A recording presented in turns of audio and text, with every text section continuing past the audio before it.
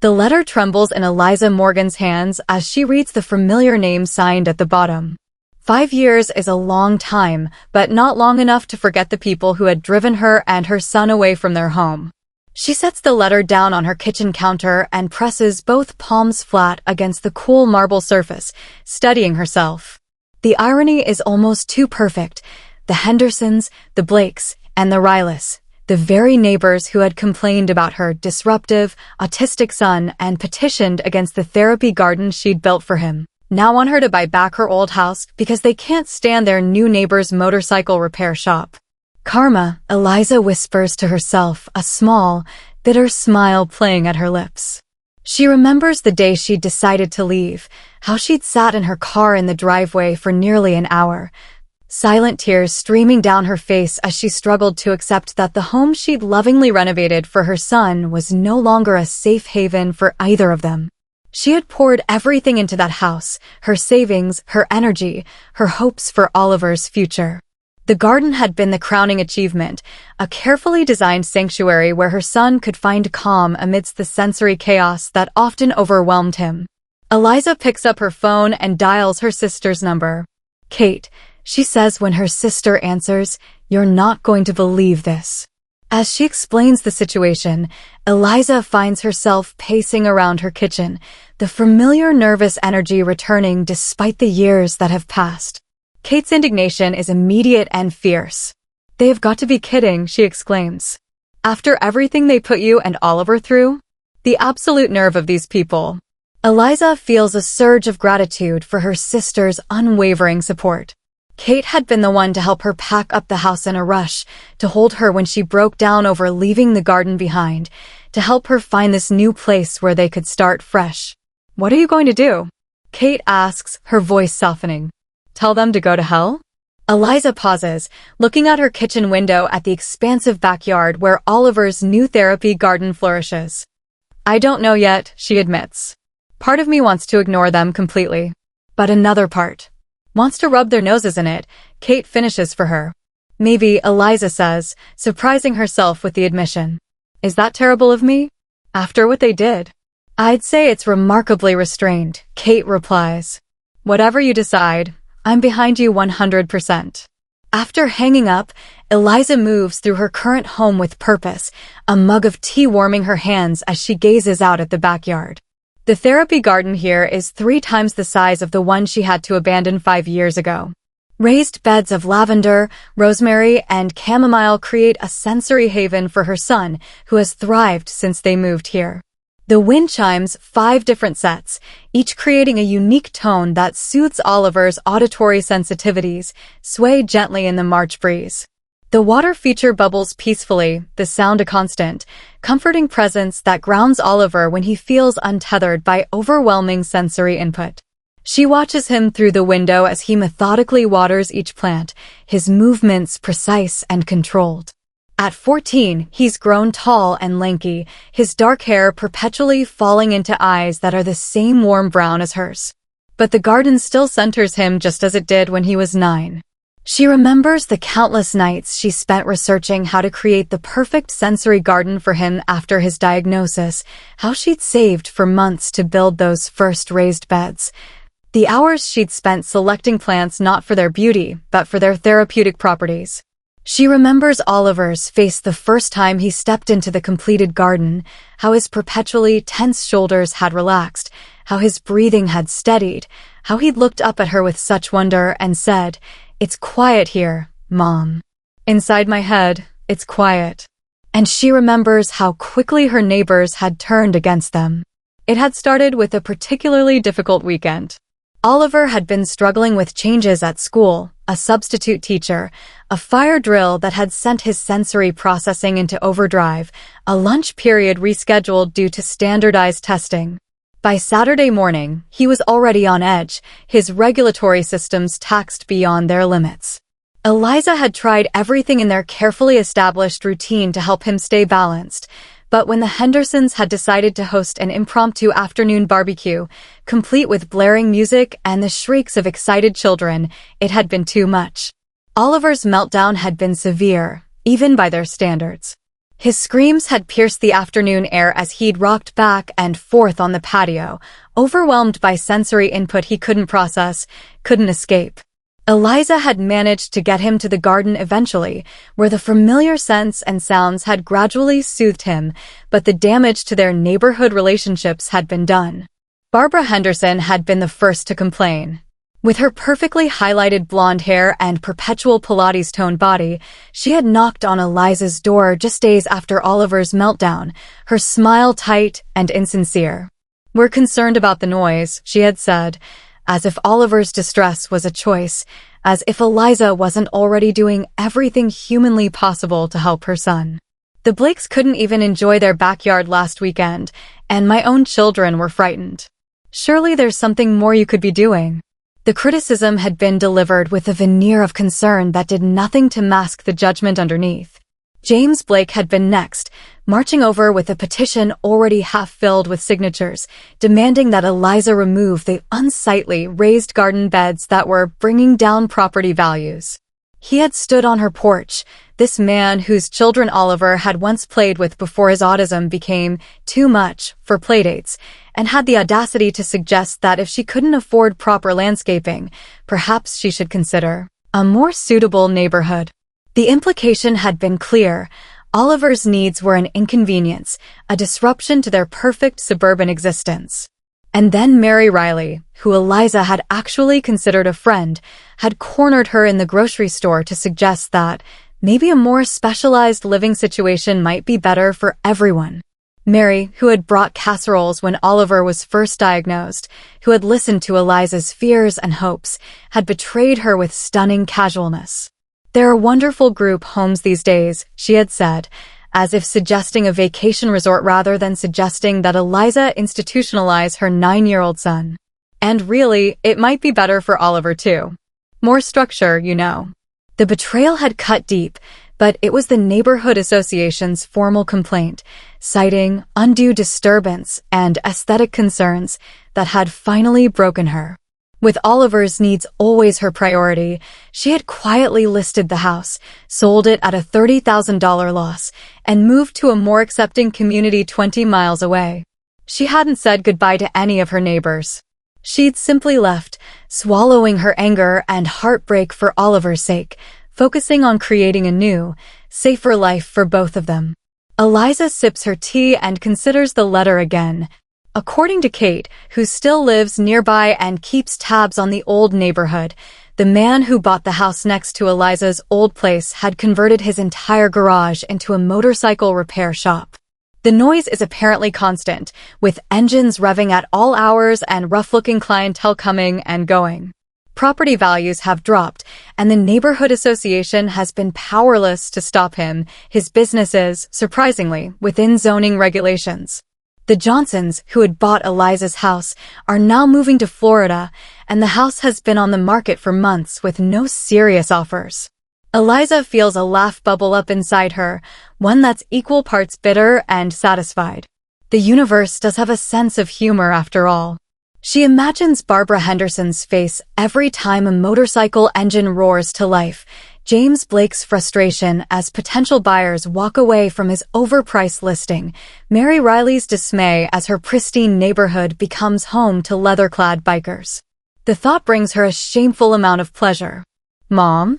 Oliver's voice breaks through her thoughts as he enters the kitchen, his hands still damp from the garden. "Can we have pasta for dinner?" His voice is deeper now, but still holds that unique cadence that is distinctly Oliver. His dark hair falls across his forehead, and he pushes it back with familiar impatience. There's dirt under his nails from the garden, and a smudge of soil on his cheek that Eliza resists the urge to wipe away. He's becoming more independent every day, more confident in his body and his place in the world. Eliza smiles at her son, her heart swelling with love and fierce pride. This boy, who navigates a world that wasn't built for his neurology with such courage, who finds beauty in patterns others don't see, who perseveres despite the challenges that each day brings, this boy is her entire world. "Absolutely," she answers, setting down her mug. "Want to help me make the sauce?" Oliver's resulting smile is like sunshine breaking through clouds, and Eliza is reminded for the thousandth time that every sacrifice has been worth it. She would sell 100 houses to give him the supportive environment he deserves. As they work side by side chopping vegetables, Eliza thinks about how far Oliver has come in the 5 years since they moved. The meltdowns still happen occasionally. Autism isn't something he'll outgrow, but they're less frequent and less intense now that he has the space and tools to manage his sensory needs. His current school has an excellent support program, and for the first time, he has genuine friends who accept his differences without question. Last month, he'd even been invited to a birthday party, a simple thing for most teenagers, but a monumental achievement for Oliver, who had struggled so much with social situations in their old neighborhood. "Do you ever miss our old house?" Eliza asks casually, curious about her son's perspective. Oliver considers the question with his characteristic thoroughness, his knife continuing its precise rhythm against the cutting board.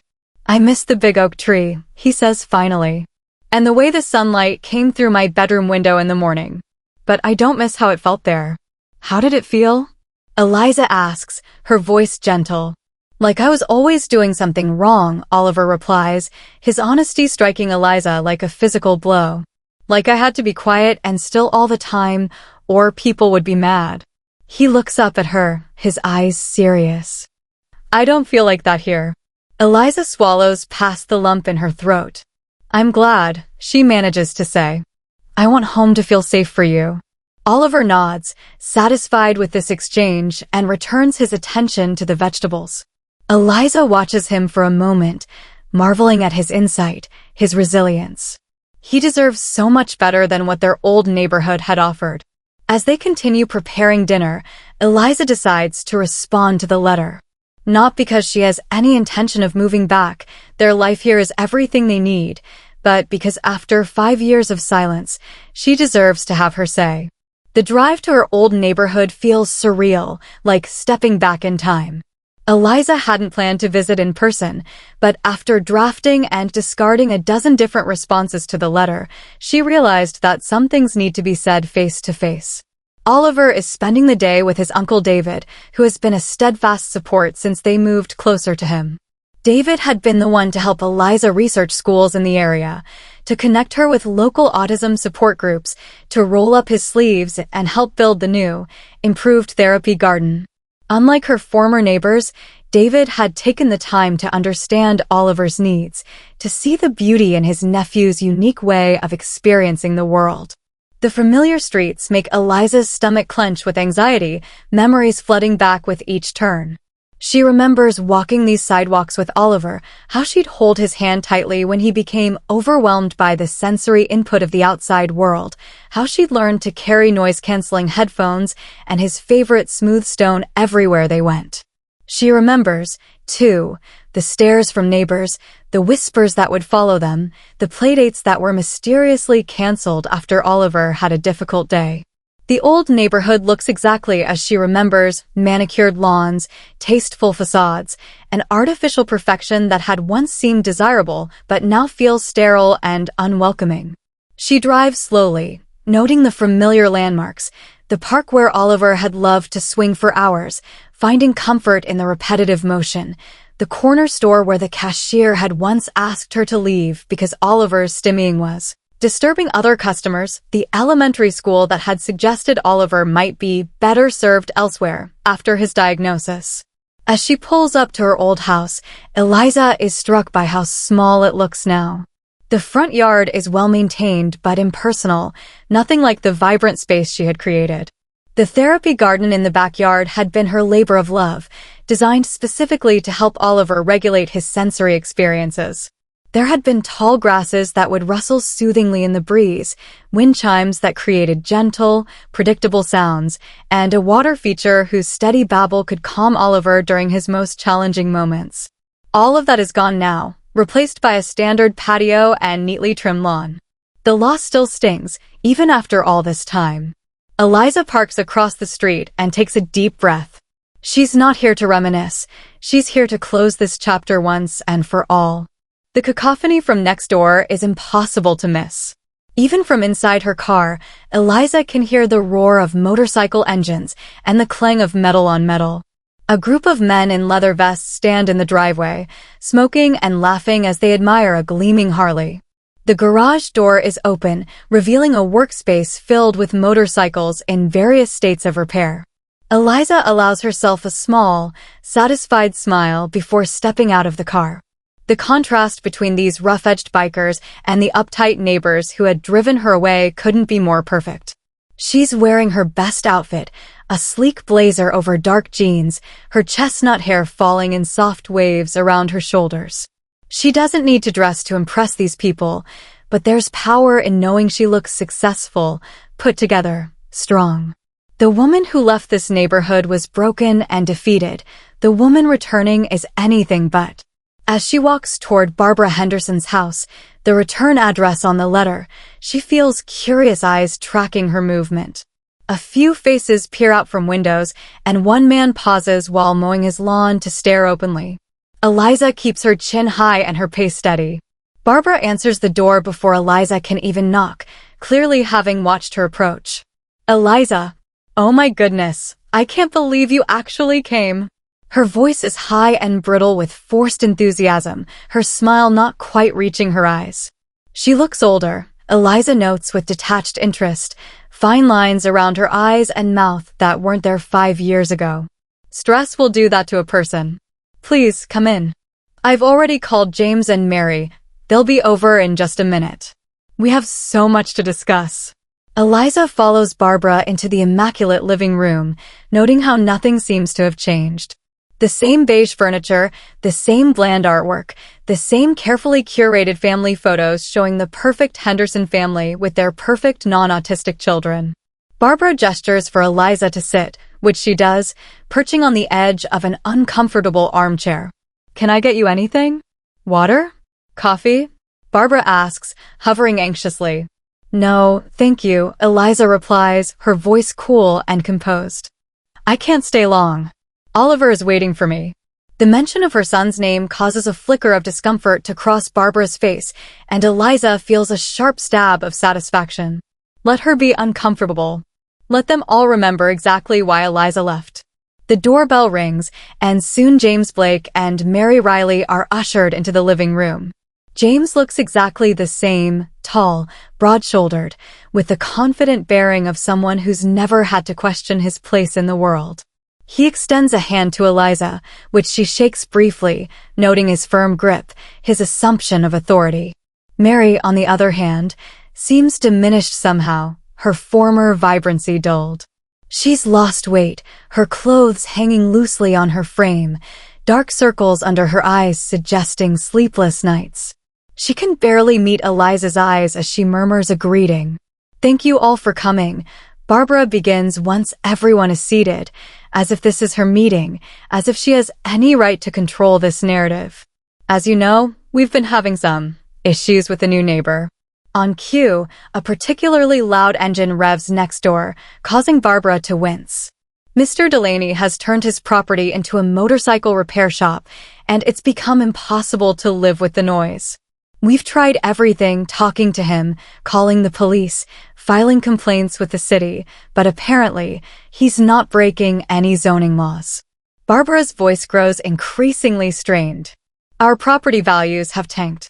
The Millers tried to sell last month and had to take nearly $50,000 less than asking price. That must be very difficult for you, Eliza says, her voice neutral despite the fierce satisfaction burning in her chest. Barbara nods eagerly, missing the irony completely. It's been a nightmare. And that's why we thought of you. Your old house is back on the market. The Johnsons are moving to Florida. We thought, well, since you know the neighborhood and already have history here. She trails off, looking at Eliza expectantly. James picks up the thread, leaning forward with his most persuasive expression, the one he likely uses to close business deals. What Barbara is trying to say is that we'd be thrilled to have you back, Eliza. The house is listed below market value because of the current situation. It could be a good investment opportunity for you.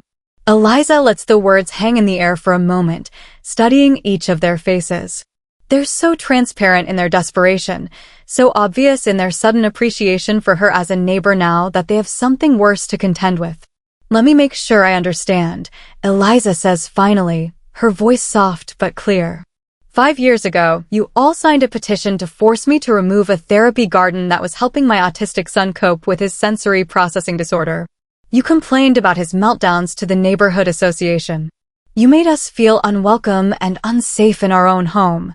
Mary shifts uncomfortably, her eyes fixed on her lap. "And now, because you have a neighbor whose business is causing you inconvenience, you want me to buy back my old house at a discount and, what? Save you from the consequences of your actions." Barbara's forced smile falters. "Eliza, that's not fair. We never wanted you to move, didn't you?" Eliza interrupts, her calm facade cracking slightly. "Because I distinctly remember Mary suggesting that Oliver and I might be happier somewhere more suitable. I remember James telling me that my son was disrupting his children's study time. I remember you, Barbara, collecting signatures door to door for a petition against a garden, because it didn't fit your aesthetic vision for the neighborhood." The room falls silent except for the distant sound of motorcycle engines. James clears his throat, clearly uncomfortable with being confronted so directly. "Look, Eliza, maybe we could have handled things better back then. But this situation with Delaney is different.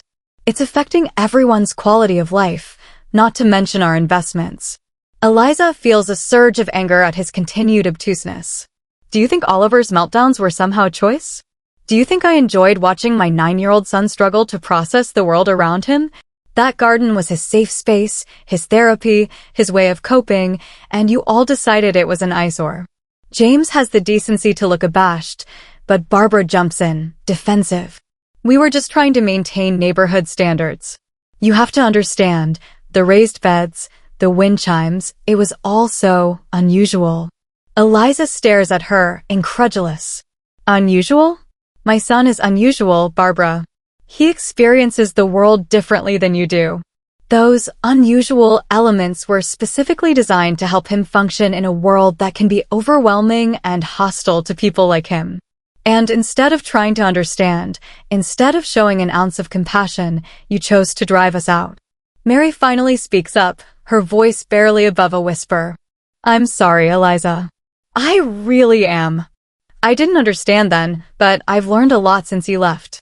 My niece was diagnosed with autism last year, and She trails off, genuine remorse in her eyes.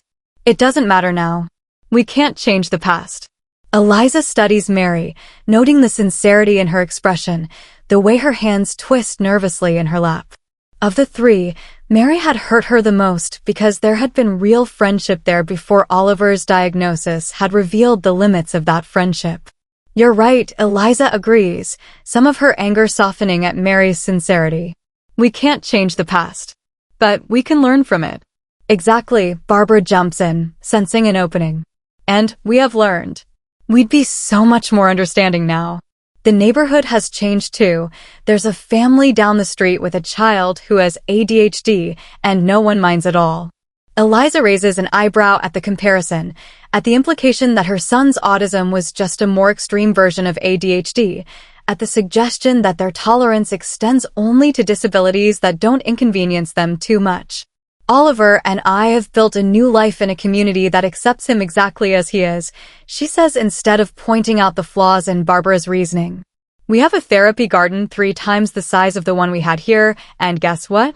Our neighbors ask questions about it because they want to understand, not because they want to complain. When Oliver has a meltdown, they ask if there's anything they can do to help, not how soon we'll be quieting down." Barbara's eyes widen slightly, as if she's never considered such a response. "The house we live in now isn't just a house, it's a home. It's a safe place where my son can grow and thrive without judgment or conditions." Eliza stands up, smoothing down her blazer. "So no, I won't be buying back my old house. I won't be saving you from your noisy neighbor. Sometimes you have to live with the consequences of how you treat people." The silence that follows is heavy with unspoken regrets. Barbara looks stricken, James appears frustrated, and Mary seems on the verge of tears.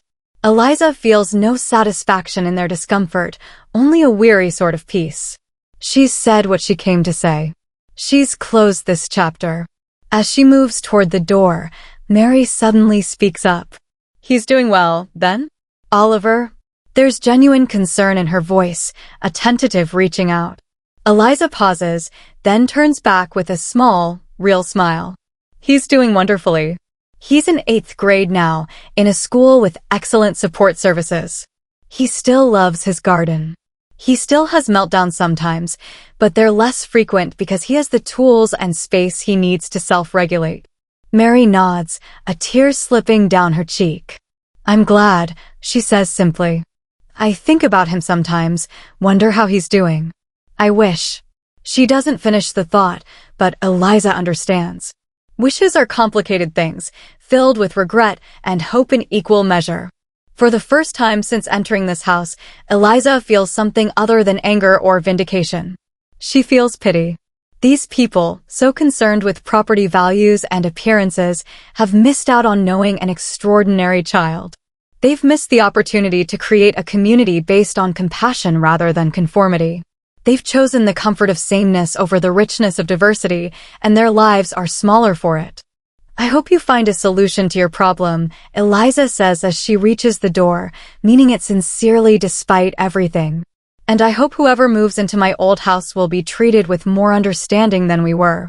She steps outside into the bright afternoon sunlight, the sound of motorcycle engines providing an oddly fitting soundtrack to her exit.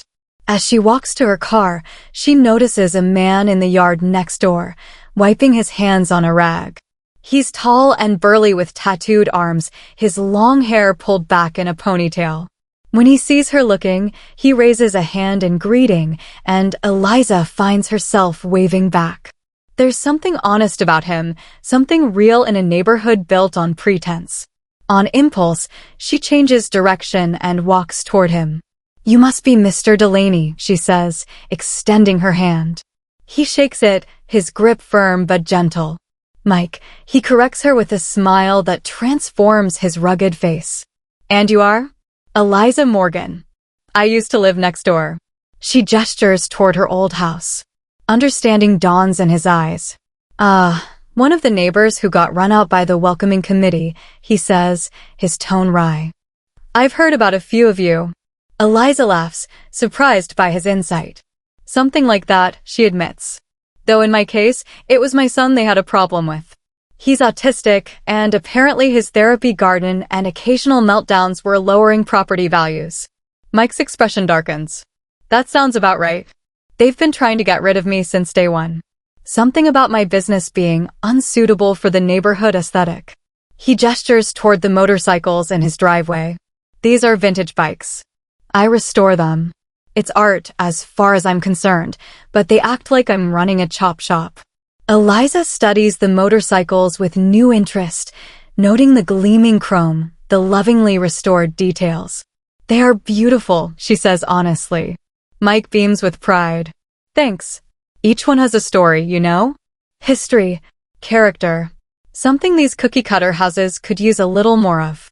Eliza smiles, appreciating his perspective. Well, I should get going.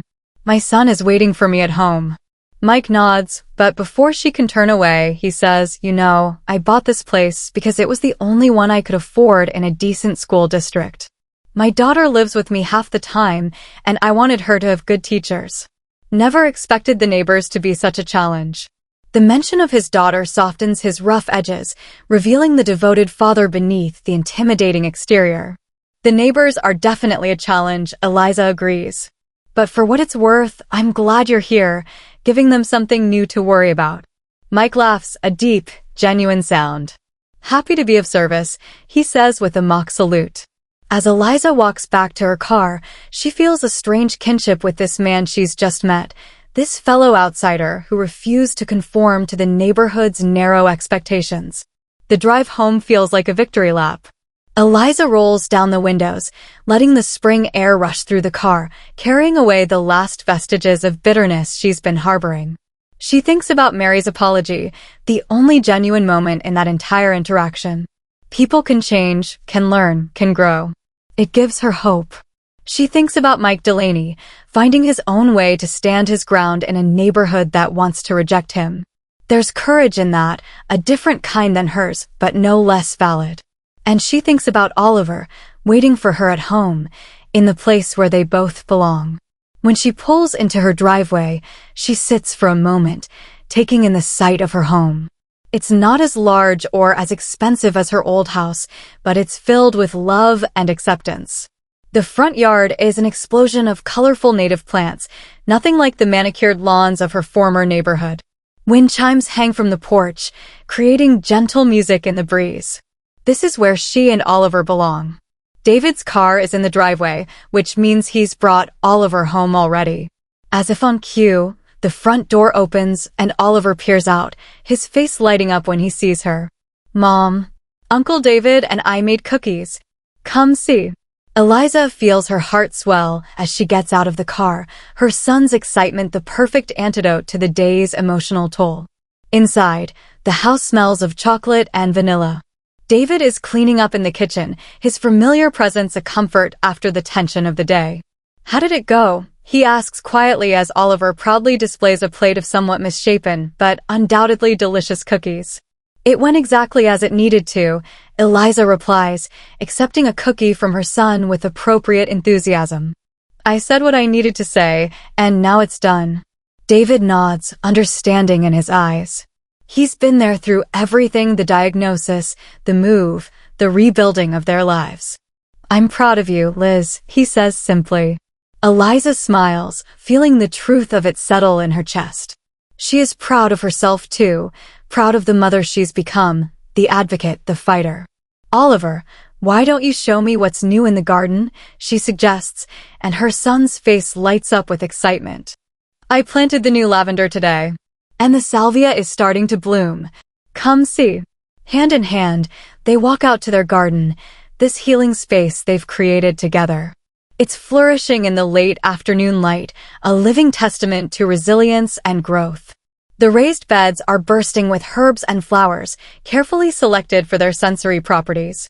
There's a small pond with koi fish that Oliver loves to watch, their orange-gold bodies flashing beneath the surface of the water. A path of different textured stones winds through the space, providing tactile stimulation when Oliver needs it. Along the fence, wind chimes of varying tones create gentle music, and spinners catch the light, creating patterns that soothe and engage. This garden is everything the old one was trying to be, but bigger, better, more intentional. It represents not just therapy for Oliver, but healing for both of them. "Do you think the lavender will grow as tall as the old plants?" Oliver asks, kneeling beside the newest addition to their garden. His movements are careful, precise, his attention entirely focused on the tiny plant. "I think it will," Eliza answers, kneeling beside him on the soft mulch. "Maybe even taller." Oliver nods, satisfied with this assessment. "I like it here better than the old house," he says suddenly, still looking at the plant rather than at her. "The neighbors don't look at me funny when I need to stim." The simple observation breaks and heals Eliza's heart simultaneously. Children notice so much more than adults give them credit for.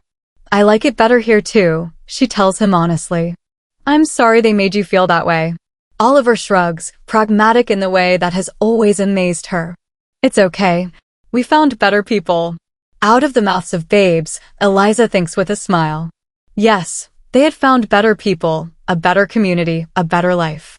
The loss of their first garden had led to the creation of this more beautiful one. There's a lesson in that, she thinks, watching her son tenderly pat the soil around the lavender plant. Later that evening, after Oliver has gone to bed, Eliza sits on her back porch with a glass of wine, looking out at the garden in the gentle illumination of solar lights. She thinks about the letter, still sitting on her kitchen counter, and about the faces of her former neighbors when she'd spoken her truth. She thinks about Mary's tearful apology and wonders if perhaps some good might come from all of this after all. Not for her, she's already found her happy ending, but for the next family that might be different in ways the neighborhood doesn't immediately understand. Perhaps Mary, with her newly diagnosed niece, will become an advocate in a community that desperately needs one. Perhaps the next family with a neurodivergent child will find a more welcoming reception. It's a small hope, but hope nonetheless. Her phone buzzes with a text from Kate. How did it go? Did you tell them where to stick it? Eliza smiles at her sister's protective fury. I told them the truth, she types back. That's enough. And it is. The truth is that she and Oliver are thriving. The truth is that leaving that neighborhood was the best decision she ever made, despite the financial loss and emotional toll. The truth is that sometimes you have to lose something to gain something better. As she sips her wine, Eliza feels the last of her resentment dissolve. 5 years ago, she'd left that neighborhood feeling defeated and alone. Tonight, she realizes how far she's come, how much stronger she is. She doesn't need her former neighbor's approval, or even their regret. She doesn't need vindication or revenge. The motorcycle repair shop next door to her old house isn't karma or cosmic justice.